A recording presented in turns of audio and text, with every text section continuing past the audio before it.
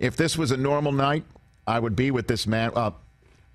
It's never normal that I would be with David Shaw right in front of the fountains of Bellagio in Las Vegas, Nevada. But if this was the draft night that we all thought it would be, I'd be getting set to be on the air with this man on NFL Network, as he has been for, I think, 8 years and counting. He is the head coach of Stanford football, David Shaw. How are you, David? I'm doing great, but I would be doing better if it was me and you in front of the Bellagio. I know that. I really would be. I know that. Or inside the Bellagio. Well, you know what? I think you could be, but me as an NFL employee, David, I would have to apparently keep walking all the way to the elevator banks and hit a button, unfortunately, to go straight up. No question. Oh, no question. man. But and I think we will be there one day. I think, obviously, the NFL will put Vegas into the draft rotation as soon as possible when we're back living lives as normal as we possibly can. But as for tonight's draft, the question you just heard is our poll question today for a reason, because I think that is the crux of tonight's draft, where Tua goes. Would you agree with that assessment, David Shaw? Yeah, I mean every team has to find out where their risk, what risk they want to take, and it's really tough to say. If you believe there's any chance that he is not healthy enough to truly compete year one, that you draft him that high. But if you say, you know what, long-term wise, we think he's going to be the guy, this is our guy, we've fallen in love with him in our meetings, we've fallen in love with his film. If he's not 100% year one, but ready to go year two and be the franchise guy that we want, then you don't hesitate. But those are the questions that have to be answered. And I'm not in those rooms, so I can't say 100%. But if I was, I would have to feel very, very good, especially as a general manager, that this guy is not only going to be the guy, but that he's going to actually be the guy sometime in the next year or so, and he's not going to be on the shelf, because I know my job is on the line by making this pick. So let's hypothetical this thing out best we can, because what you know and what I know apparently is what the teams know. All right, because they clearly don't have the ability to get their own doctor to go take a look at Tua. They have the medicals of the recheck apparently that went very well for him after the combine check that took place on him, no doubt. So if you get those things in, and the eye in the sky that you have seen for this young man, and then you have had the ability to obviously face-to-face it with him, and you do see the video that Trent Dilfer and of him being put through the paces by Trent Dilfer and Ken Wisenhunt and spoke to those guys, would you be comfortable that way in making that decision for Tua atop this draft, 3rd or 5th overall? If I got that information and what I've seen on film, I would not hesitate. This guy throws the ball in tight windows. He's got quick feet, but he's not fast to escape the pocket. He's got great savvy. He's one heck of a football player, and I think he's going to play really well on the next level.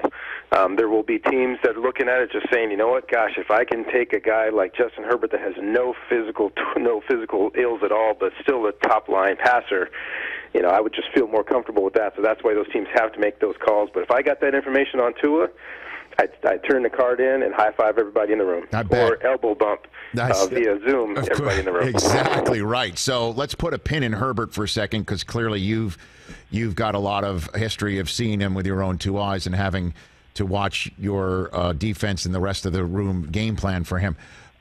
Let's now hypothetical this in the evaluation of Tua and Burrow.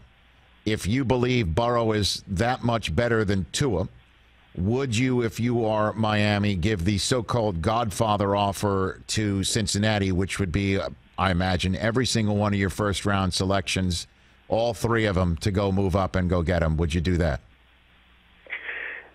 Just from my 9 years in the NFL and doing this with you all for so long, yep. That's never worth it. You end up with a great player and nobody to put around them for the next few years.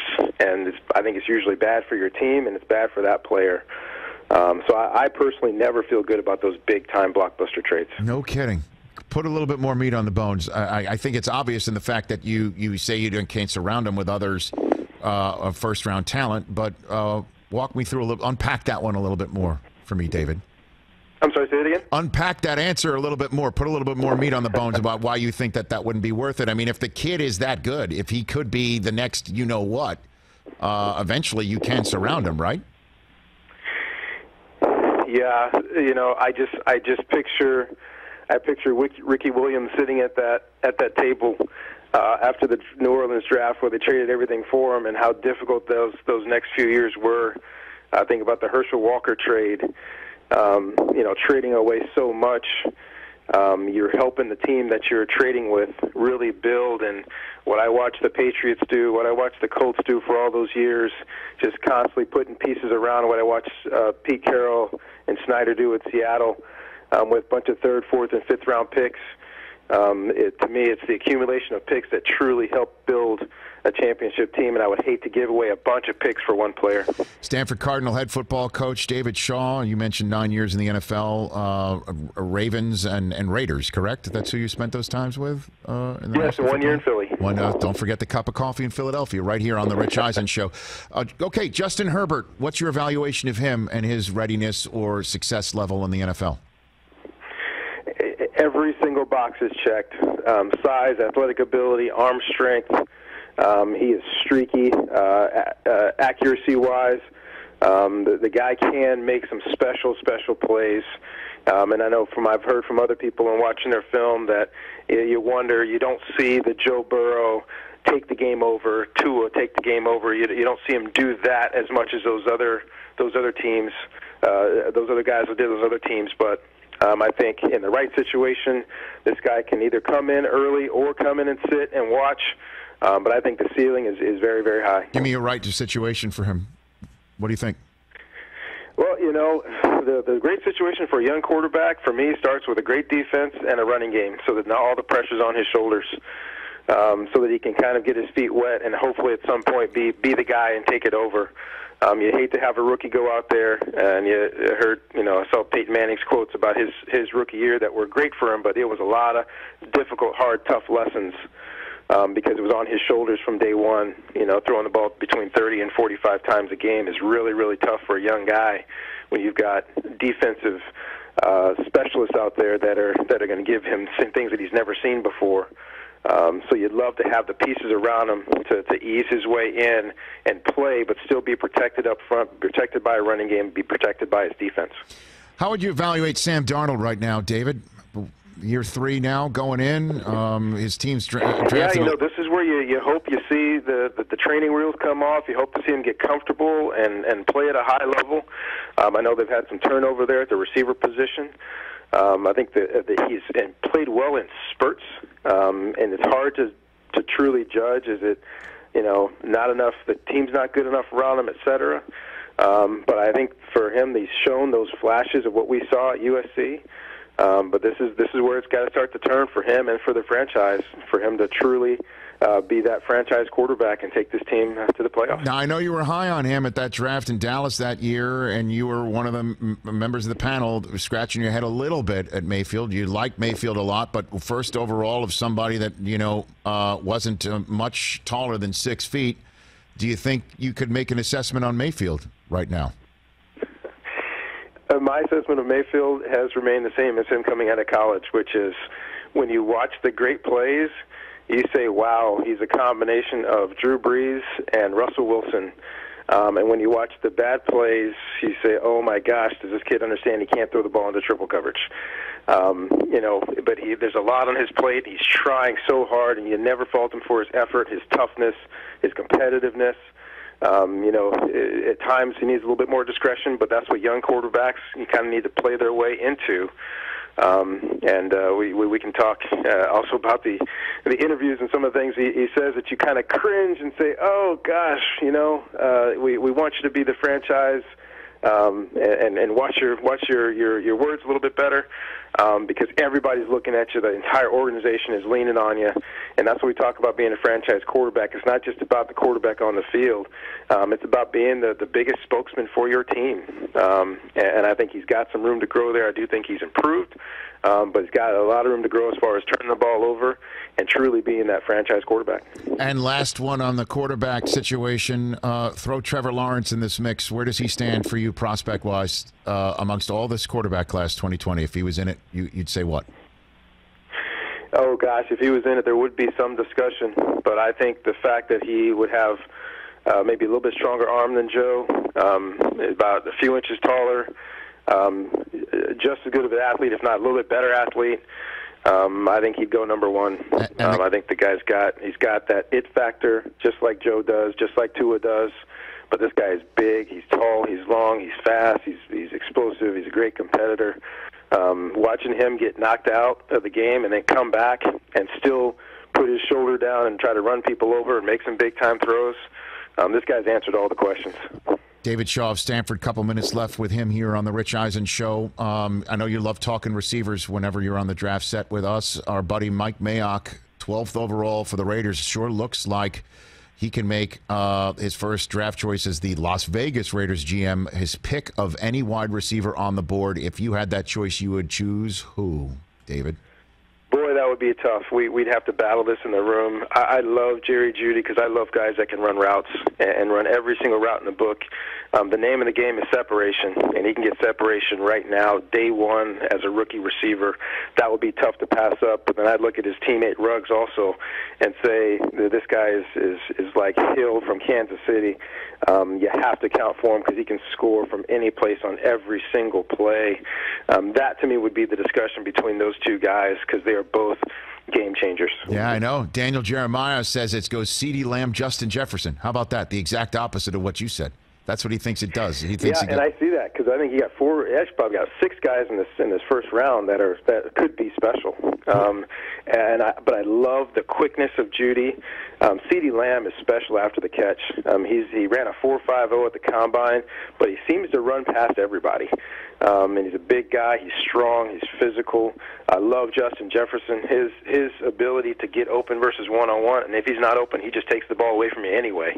Those two guys are special as well. So who's the other? So you like Ayuk? Who are the other 2 receivers that you give a first-round grade to? I love Ayuk. From Arizona State. You've seen him, obviously. A guy that just gets the ball much like Ruggs, and as soon as he touches the ball, he's making decisions in his head at a high rate of speed to just score. That's all he's trying to do. He's trying to break tackles, make people miss. He turns short passes into long gains. And as a receiver coach, as a coordinator, as a head coach, those are guys that you're looking for to where the quarterback can get the ball out of his hands and we can still get a big play very quickly. All right, ask the poll question of David Shaw before we send him on into his good draft day. Go for it, Christopher. All right, Coach, who takes Tua tonight, the Dolphins, the Chargers, or he falls? I keep looking at it, and I just can't see Miami passing them. I keep saying Miami. I do, too. I do, too. I mean, they did all this work. And by work, I mean sending away Tunsil, sending away Minkah Fitzpatrick, sending away Kenyon Drake. I mean, name the people that they have just let go, essentially, to prepare for this moment. And Ryan Fitzpatrick almost botched it because he refuses to tank. That man will never tank, and so and God bless him for that too. Right, I know. You also look at them. It's a newer head coach. They have long vision, and this you look at him, and this is a franchise guy. If he's healthy, and they have the proof that he believe he's going to be healthy. You have the long vision, and you throw in the pick, and you know that in the next couple of years you may have a special player. So Tua doesn't have that hip injury, and it's just him straight up with Burrow. Even though we saw them play against each other straight up in Burrow's remarkable season, what's your evaluation? What do you do? Yeah, I'd have a tough time passing up Tua. I really would. I love Joe's accuracy. I love his playmaking ability. I love his toughness. I think Tua, there's a little bit extra there athletically, in my opinion, but not once again, not to run, but to make those ridiculous throws on the run that he can make. They both were surrounded by outstanding talent, but both guys made plays, and I would probably choose Tua. By the way, I lied. I got one more for you. When you're in the draft room with Ozzie Newsome, what's the proudest pounding of the table you had? And then Ozzie said, "Okay, I'll take that guy." Which one? I don't know how you're going to take this. There was no pounding on the table with Ozzie. Okay. Ozzie was the master. His draft process was phenomenal. He weeded out all the things beforehand, and he would put all the guys in one long line, and he could manipulate the draft like nobody I've ever seen. He took in a lot of people's input, but he would remind us all the time that draft day was his game day, which means, when it's our game day, he gets to watch. On his game day, we get to watch. Is that right? Is that what he would say to you? Funny. Oh, draft day was Ozzie's game day. That's great. There's no question about it. And everybody had a little bit of influence, but he was going to make the call. And he's a Hall of Famer as a player, and he's a Hall of Famer as a GM. And the mother of all going away presents, Lamar Jackson, his last first-round draft choice. That's it. Yeah, he's doing all right. Yeah. You take care of yourself, David. I'll miss you tonight, but let's stay in touch, okay? Absolutely. Thanks, Rich. You're the man. That's David Shaw, Stanford Cardinal head football coach. Love having him on the draft set. Love it, love it, love it.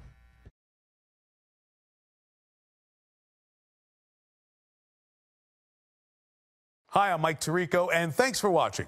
Make sure to hit subscribe for the latest news and highlights from NBC Sports.